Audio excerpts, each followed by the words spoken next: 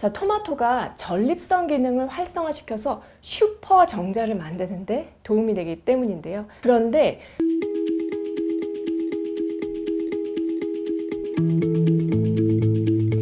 안녕하세요. 정세현 아이살 라이프 레시피 정나래입니다. 여름에는 다이어트 하면서 이 토마토 찾는 분들 많아지는데요. 제가 퀴즈 먼저 하나 드릴게요.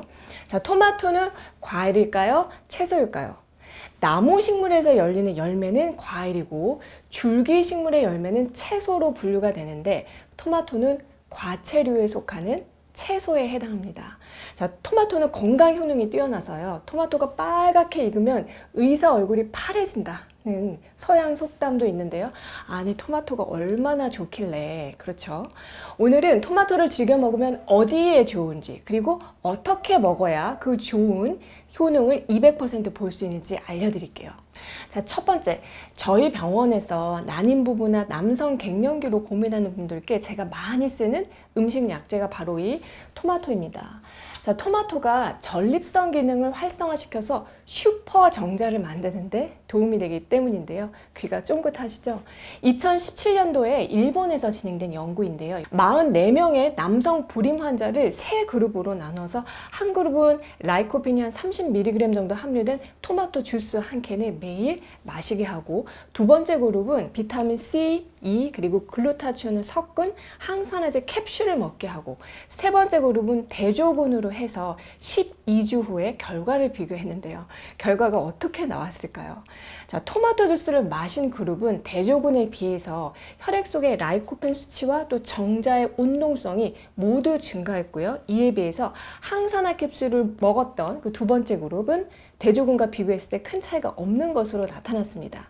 자, 그러니까 매일 토마토 주스 한 잔이 굉장히 큰 도움이 된 거죠. 영국의 셰필드 대학 연구팀도 비슷한 결과를 보고한 바 있는데요. 이러한 효능에 결정적인 역할을 하는 것이 바로 이 토마토의 붉은색을 띠는 라이코펜이라는 성분 때문입니다. 라이코펜도 어떻게 조리하느냐에 따라서 체내 흡수율이 달라지는데요. 이따가 제가 토마토 제대로 먹는 방법도 알려드릴게요.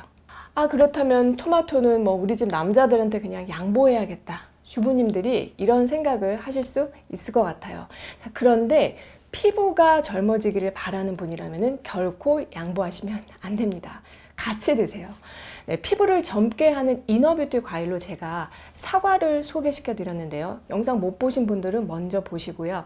대표적인 이너뷰티 채소로 토마토를 꼽을 수가 있어요.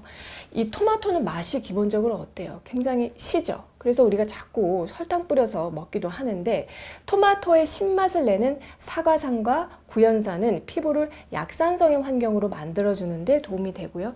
여기에다가 카로틴 성분은 노화를 촉진하는 활성산소를 없애고 또 피부의 방어력을 높여서 피부의 주름이나 건조 증상을 막는 작용이 탁월합니다. 그래서 카로틴 성분이 들어간 화장품도 따로 있는데요.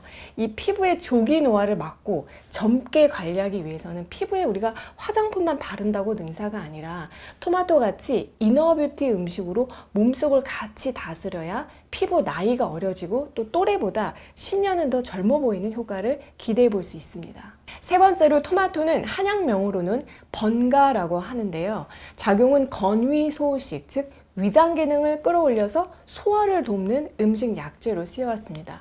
소화가 잘 안 되면 어때요? 속이 더부룩할 뿐만 아니라 두통 있는 분들도 있고요. 또 피부색도 나빠지는데, 이유 없이 소화 기능이 점점점 떨어지는 분들은 내가 혹시 음식물을 소화시키는 데 필요한 위액의 분비가 감소하고 있는 건 아닌지 확인할 필요가 있어요.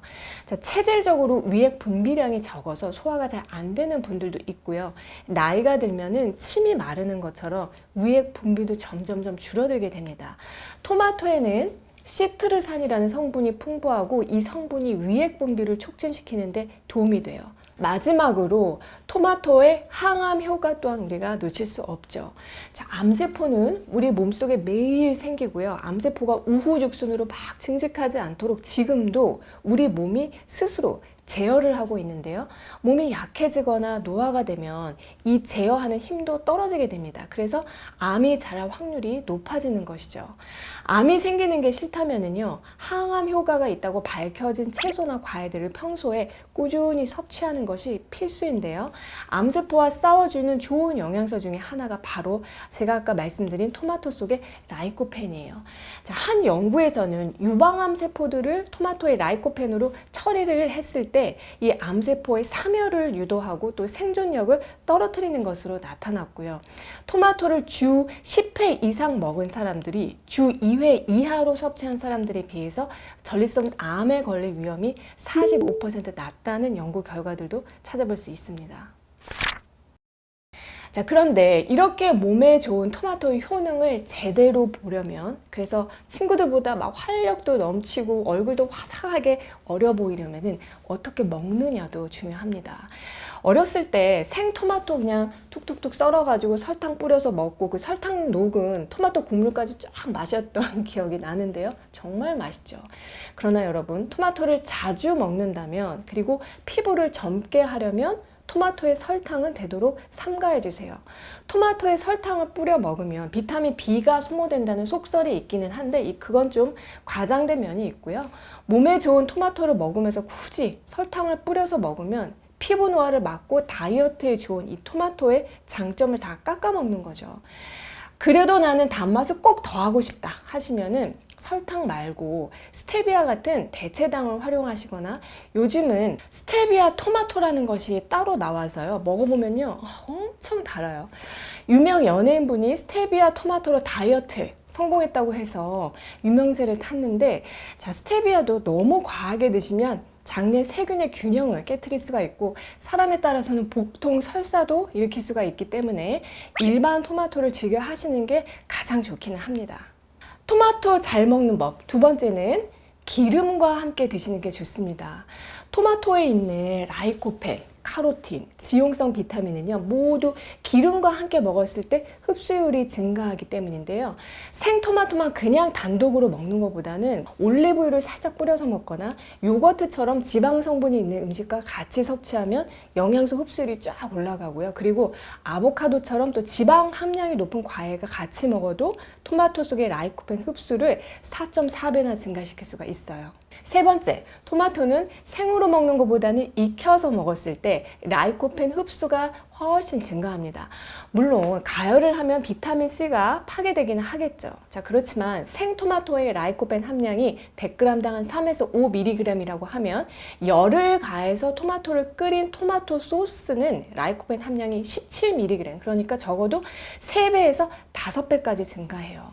그래서 토마토를 수프로 끓여 먹거나 아니면 토마토 소스를 만들어 두었다가 먹거나, 혹은 토마토를 뭐와 달걀과 함께 섞어서 먹는 토달볶은 아침 식사로 드시면 정말 최고죠. 제가 토마토에 대해서 말씀을 드리면 방울토마토는 또 어떤가요? 하고 물어보시는 분들이 꼭 있으세요. 자, 간혹 이 방울토마토가 유전자 조작을 해서 토마토를 작게 만든 거 아니냐 하고 궁금해 하시는 분들도 있으신데 그건 사실이 아닙니다.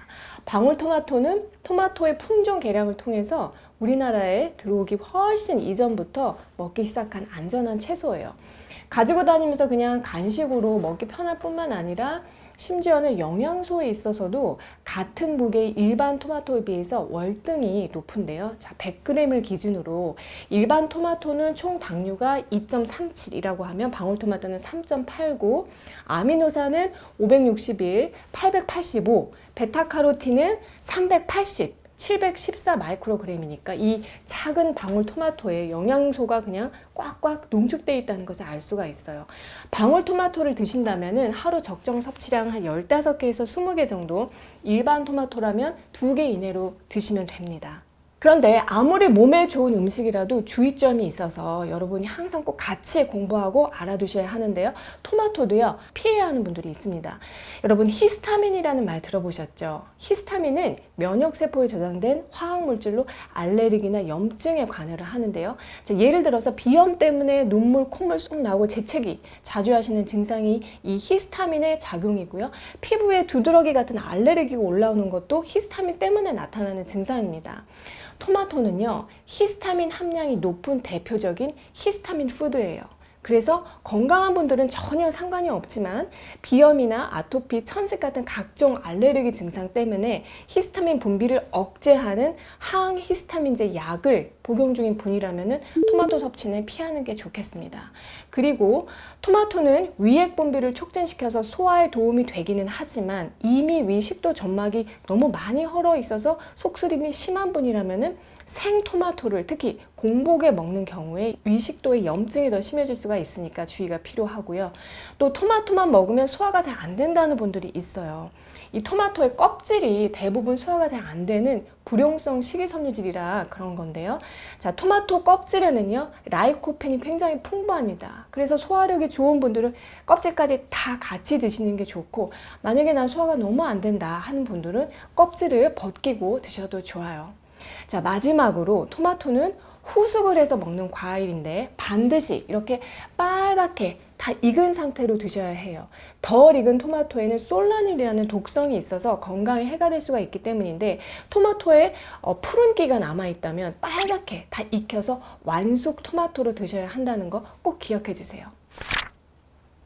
오늘 내용을 다시 한번 정리하면 토마토의 식치 효능으로, 자, 첫 번째, 전립선 기능을 활성화시켜서 슈퍼 정자를 만든다. 자, 두 번째, 피부를 어려 보이게 하는 이너 뷰티 효능이 있다는 거. 세 번째, 뭐였죠? 위액 분비를 촉진시켜서 소화를 돕고, 네 번째, 항암 작용이 탁월한데 특히 전립선암과 유방암 세포의 사멸을 시키는데 좋은 효능이 있다고 말씀드렸어요. 먹는 방법으로는 설탕 뿌려서 먹는 것은 되도록 피하기, 그리고 토마토에 풍부한 라이코펜과 지용성 비타민의 흡수를 돕기 위해서는 기름, 지방질과 같이 먹고, 또 생으로 먹는 것보다는 익혀서 먹었을 때 건강이 더 이롭다는 거.